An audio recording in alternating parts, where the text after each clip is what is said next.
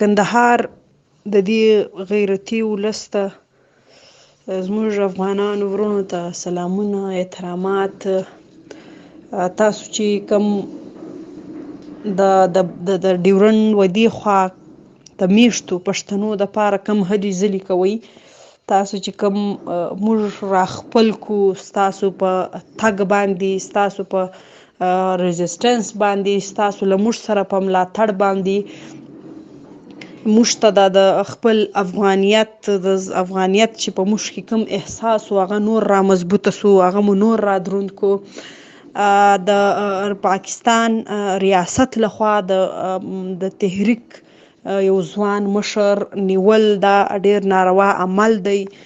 موږ دا عمل غندو او تاسو چې کوم د دې عمل د غندنو دپاره راوتلي یا زه تاسو ته آفرین وایم او له پاکستان له ریاسته موږ هر وخت دغه مطالبه کړې ده. موږ هر وخت په پاکستان کې د پاکستان د آئین او د قانون مطابق جلسې، جلوسونه، درنې او احتجاجونه مو کړي دي. موږ په دې وطن کې د ډیورنډ په دې خوا موږ دلته ناست پښتانه په دې وطن په پاکستان کې موږ خپل انساني بنیادي حقوق غواړو او موږ پر خپل وطن باندې موږ چې پر کومه خاوره پراته یو دا زموږ خپله خاوره ده.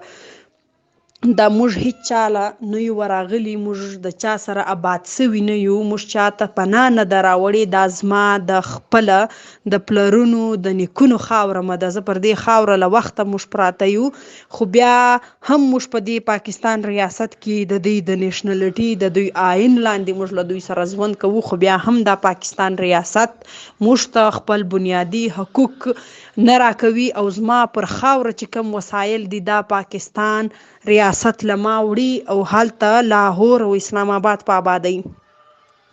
ملګرو، تاسو ته معلومه ده چې پاکستان ریاست له موږ سره څومره ظلمونه کړي، له موږ سره موږ په څومره تکلیفونو کې راوړي یو، موږ کورونه یې راونړول. تاسو ته د وزیرستان د سوات د اپریشنونو پته ده چې زموږ کورونه، زموږ مارکیټونه، زموږ وطن یې راړنګ که، زموږ پر وطن یې سور اور رابل که، زموږ ځوانان مشران یې اغوا کړي دي. یو ملګرو داسې نه چې خالي زموږ ځوانان او سړي اغوا کړي دي، د دې سره په دې جنګ کې په دې اپریشنونو کې زموږ تورسرې هم له دوی له ځانو سره وړي دي، زموږ تورسرې یې هم خرڅ کړي دي.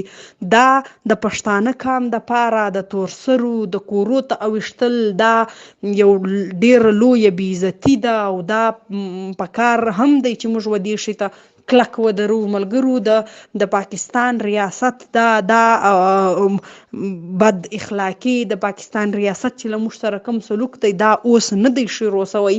له کومه وخته چې زه له پاکستان سره د ډیورنډ په معاهده چې موږ دا کوم محکومه پښتونخوا ده دا موږ په پاکستان راګډ سوي یو، له هغې ورځې نه افغانستان ښه ورځ موندلې ده او نه بیا موږ د محکومې پښتونخوا ښه ورځ موندلې ده. د دې وجه هم دا ده چې موږ ته دښمنان شاوخوا راته ناست دي او هر زورور زما وطن یرغمال کړی دی، زما وطن یې د جنګ میدان ګرځولی دی، زما په وطن یې وسایل وړي دي، زما د وطن سره زر یې غلا کړي دي، زما د وطن ځوانان یې پورته کړي دي، زما د وطن کورونه یې ړنګولي دي، زما د وطن ځواني ښځې یې کونډې کړي دي، زما د وطن ځوانان یې بې وروره کړي دي، بې کوره کړي دي. ملګرو، تر اوس هم له پاکستان ریاست څخه زموږ په زرهاو کسان بندي ناست دي، یوه ګناه یې نه ده کړې، هیڅ قسم قصور یې نه دی کړی، خو بیا هم ناست دي، نه تر اوسه په دوی باندې څه جرم ثابت سوی دی. همداسې د منظور پښتون د زموږ د دې تحریک د پښتون ژغورنې غورځنګ مشر دغه هم دا دی چې هغه بیخي هغه له هیڅ چا سره یو ظلم هیڅ هم نه وکړي. موږ پر امن احتجاجونه کوو، موږ د دې قانون او د دې آئین لاندې موږ خبره کوو، خو بیا هم د منظور پښتون نیول سوی دی او د پاکستان عدالتونو ته یې پیښوي. خو چې کله هم منظور پښتون د پاکستان عدالت ته پیښ کړي، د چا چې پر منظور پښتون اف آی آر کړی دی د دوی لخوا د دوی د دغه مطابق چې دا خلک چې چا اف آی آر کړی دی هغه عدالت ته هم نه پیښیږي. ملګرو زموږ سره دا روان کار هر وخت د نامعلومو خلکو کړی دی چې هغه موږ او تاسو و هر چاته معلوم دی. افغانستان هم د نامعلومو خلکو کې په افغانستان کې هم دوی اور بل کړی دی، په محکومه پښتونخوا کې هم اور د دوی لخوا را بل دی. او ملګرو اوس نور وخت راغلی دی چې موږ په خپل دواړو کورونو کې نور دا او بل اور چې دی نور موږ مړ کو، نور د دې جنگ ته د پای ټکی کښېږدو. ملګري نور موږ د دې جوګه نه یو چې موږ پر وطن باندې نور شهادتونه ورکو، موږ پر دې خاوره موږ نور جیلونه وګالو، موږ نور شهادتونه ورکو، نور به موږ و دې جنگ ته و دې جبر ته به د پای ټکی ږدو. ملګرو تاسو ته معلومه ده چې هغه ورځ په ډیره اسماعیل خان کې علمزیب مسعود تر دې له مخه ووي 8 میاشتې په جیل کې د کراچۍ، کله چې د کراچۍ هغه طالب ترهګر په شکل چې دوی که موږ ته که هر څه وایي خو دوی موږ ته داسې له موږ سره یې داسې دغه کړي دي لکه د یو ترهګر چې کله موږ تاسو ټول ولیدل چې علمزیب یې څرنګه اغوا کوي، هغه بیا هغه د اغوا کېدو بعد یې جیل ته ورکوي. 8 میاشتې علمزیب مسعود په جیل کې تېرې کړي، اوس یې په خلاصون باندې 2-3 میاشتې هم نه وسوي، بله ورځ یې بیا په کور باندې یو چاپه ور ووهلو او بیا یې اغوا نه ما ګرفتار کوي، اول یې اغوا کوي بیا یې جیل ته ورکوي. داسې یې په مردان کې حسن ناصر هم دغه رنګه یې وار اغوا کوي، اوس یې جیل ته ورکړی دی. داسې یې په شیراز مومن چې کوم دی هغه یې دغه رنګه وړی دی له موږه. په اسلام آباد کې زموږ ملګري چې یوړله او اوس هم په اسلام آباد کې زموږ ملګري ایمل مندوخیل او داسې نور کسان د یونیورسټۍ طالب علمان وړي دي او تر اوسه د ایمل مندوخیل دوی 2-3 میاشتې په جیل کې پوره سوي دي. عدالت ته ځي، عدالت تاریخ ورکوي، بلې په کیس کې یو پرمختګ نسته. همداسې علمگیر وزیر چې کوم دی د علي وزیر وراره دی، د ورور زوی دی، هغه له تېرو څو میاشتو له نومبر له میاشتې په جیل کې ناست دی، تر اوسه پورې په کیس کې یو دغه نه دی راغلی، یو پرمختګ نه دی راغلی. عدالت ته ځي، عدالت تاریخ ورکوي، بیرته راځي کور، بیرته یې جیل ته وړي. ملګرو دا د پاکستان ریاست کارونه دي، دا ټولې دنیا ته معلوم دي. او بله خبره ډیره د افسوس خبره ده چې زموږ د بهرن ملګری په دوبۍ کې یو مزدور دی، یو ورکر دی، هغه خپله مزدوري کوي، په خپله مزدورۍ له دې وطن له دې جنګ خپل وطن کې څه هم وزیرستان له سرو زرو ډک دی، له وسایلو تر خولې را ډک دی، خو بیا هم دلته د کاروبار ځای نسته. د وزیرستان ټول ځوانان په نورو وطنونو کې کاروبارونه کوي. همداسې دا وزیر ګیلمن وزیر چې کوم وي هغه هم په دوبۍ کې په مزدورۍ تکللی و، نو بیا د دوبۍ خلک هم د پاکستان په خوله دغه نیولی دی، ګیلمن وزیر یې نیولی دی. او اوس خبرې داسې را روانې دي چې ګیلمن وزیر په پاکستان ته بې حواله کوي. ملګرو دا ډیره د افسوس خبره ده، د غندنې وړ خبره ده چې له موږ سره په بهار کې هم چې موږ له پاکستان ریاست بهار ووځو هم موږ نه یو پاته.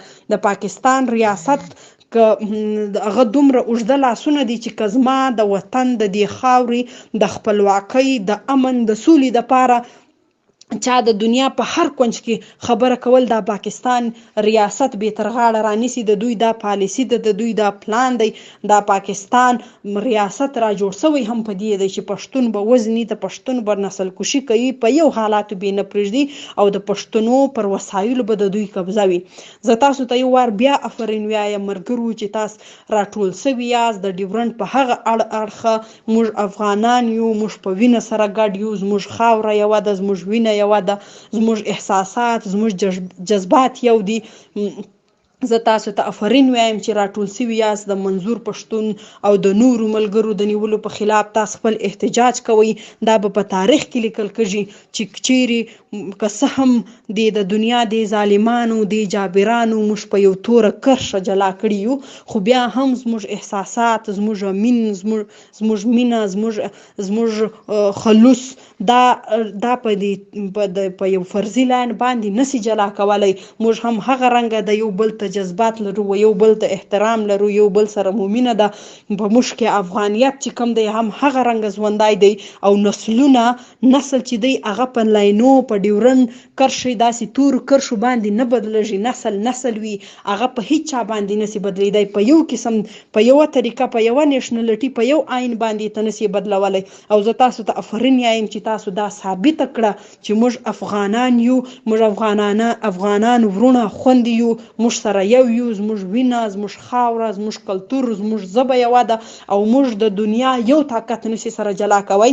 او هم داسې چې پر افغان چې چیرې په نامه افغان و چا پښتو ویله د دنیا په هر کونج کې وي چې د دنیا هر ظالم ظلم ورسره کوي، موږ به داسې درو، داسې به د خپلو افغانانو د خپلو ورونو ته د وینو د نړېدلو کورونو، د نړېدلو بازارونو، د شهیدانو، د ورک شوو ځوانانو، پیغلو تپوس به کوو. داسې به موږ پر یو پلیټ فارم ولاړ یو، داسې به مو غږ یو وي، داسې به مو قوت یو وي، داسې به مو لښکرې په یوه خوا ځي او موږ به داسې یو موټی په یو اتفاق یو. ستاسو مننه. کور مو ودان.